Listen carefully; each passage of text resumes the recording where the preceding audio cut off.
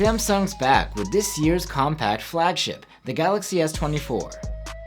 Could the Galaxy S24 be the right choice for you? I'm Will for GSM Arena, and let's find out in our full review.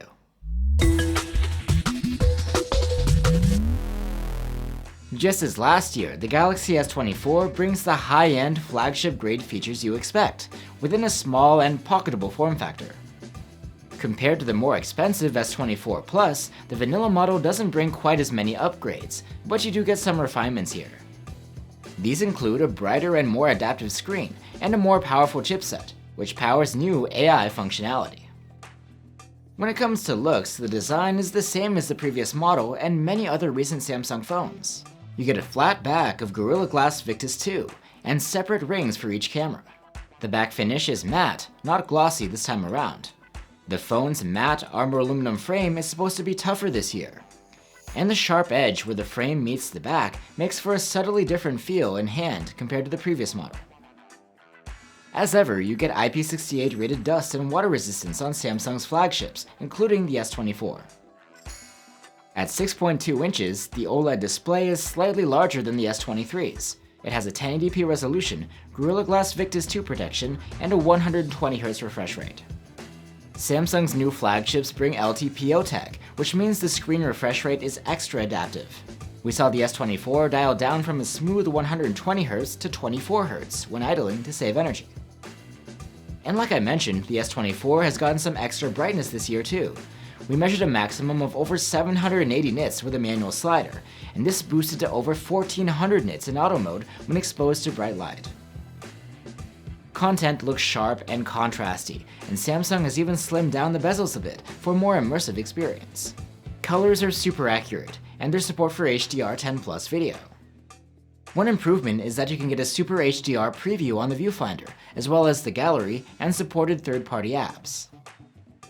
For audio, there's a pair of stereo speakers with Dolby Atmos support. They have higher loudness this year, and you get a nice sound with good vocals and highs, but not a lot of bass.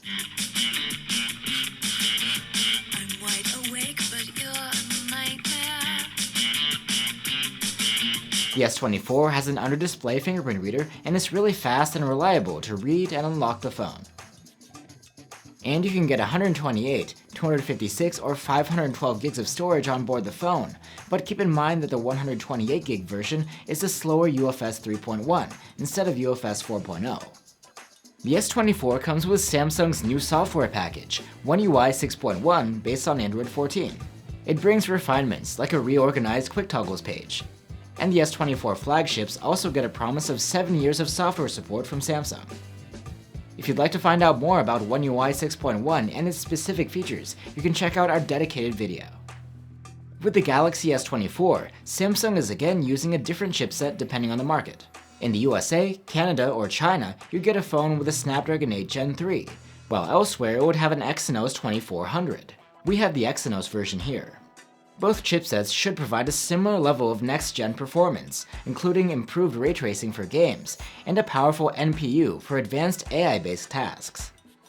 In benchmarks, the Exynos-powered S24 earned scores that are comparable, yet slightly behind phones running on a Snapdragon 8 Gen 3, in particular when it comes to graphics tests.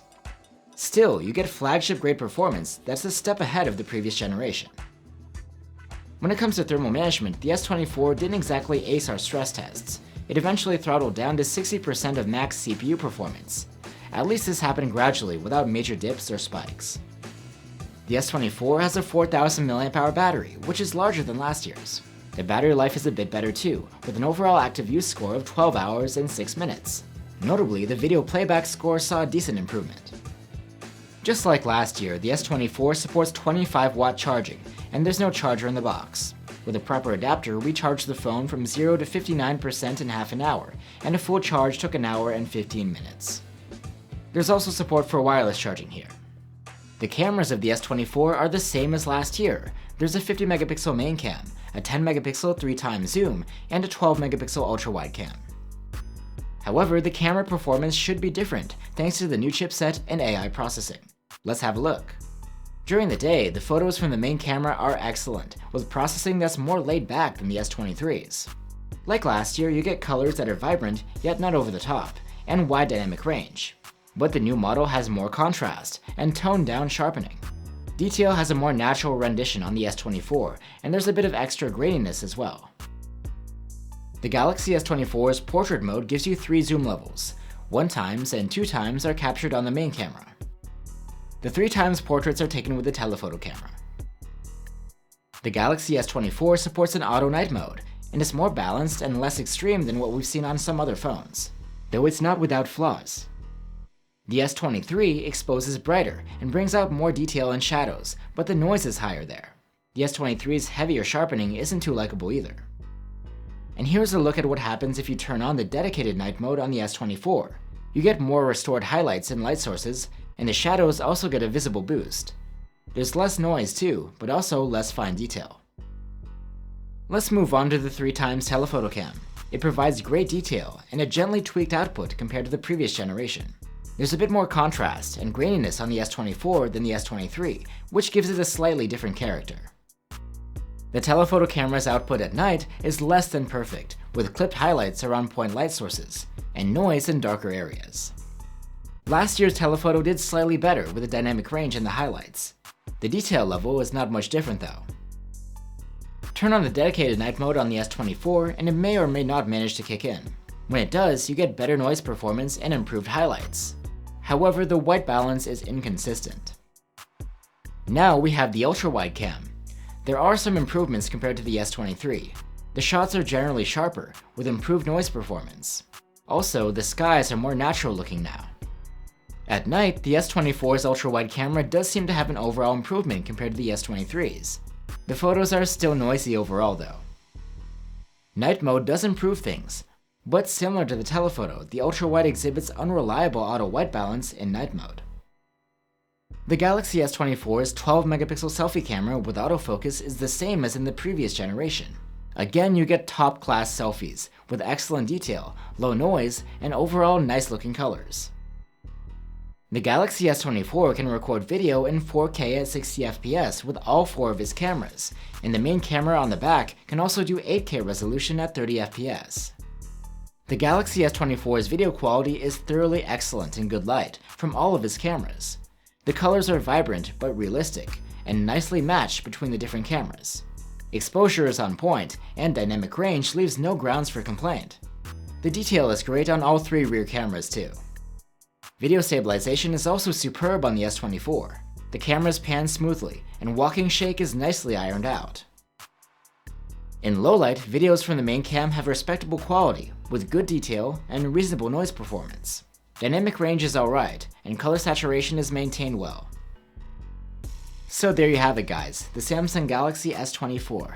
Compared to last year, the most notable changes are a bit tougher frame, a brighter and more adaptive display, a bump in battery life, and a new chipset. The improvements in the cameras are quite minor, and the return of the Exynos chipset might rub some people the wrong way. Also, we would have liked to see 45-watt charging like the bigger phones, and I'm not sure why there's a slower 128 gigs on sale at all. At the end of the day though, the S24 is a nice incremental upgrade and a solid all-around compact flagship, and it's worth recommending. That is, once the retail price settles down a bit. At the time of this review, last year's S23 seems to provide better value.